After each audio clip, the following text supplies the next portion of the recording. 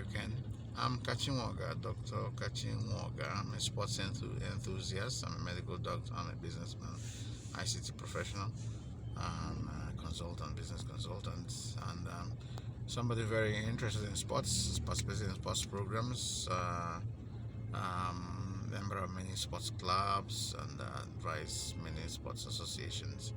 Um, First of all, yes, my age-old history of opposing Isa Hayatou. It became clear to me earlier now that Isa Hayatou had expired his contribution to African football.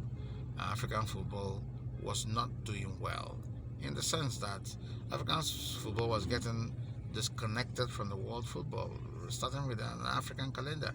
You were fixing African football's meet at a time that would become an advantage for African footballers in Europe. There's no two ways about it. The plight of African footballers in Europe has helped Africa in football.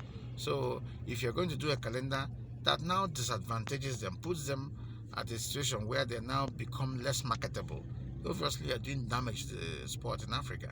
I said, talking about this and asking, by the way, what is the advantage? What are we gaining from this awkward sports calendar that we're running?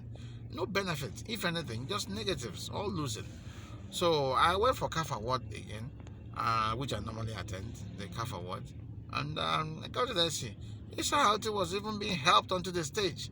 I said, Jesus Christ, this guy is not even fit, and Africa is keeping quiet.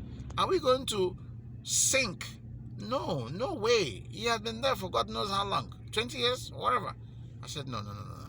I said, raising my voice, I said, no, Africa, please wake up. We need young, dynamic people to come in and give us ideas into the next century. We are having people that can take us backwards into the previous century that wasn't a good century. And so that's how I raised my voice. I don't know who and who picked up.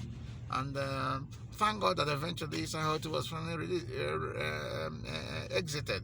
And African football moved on.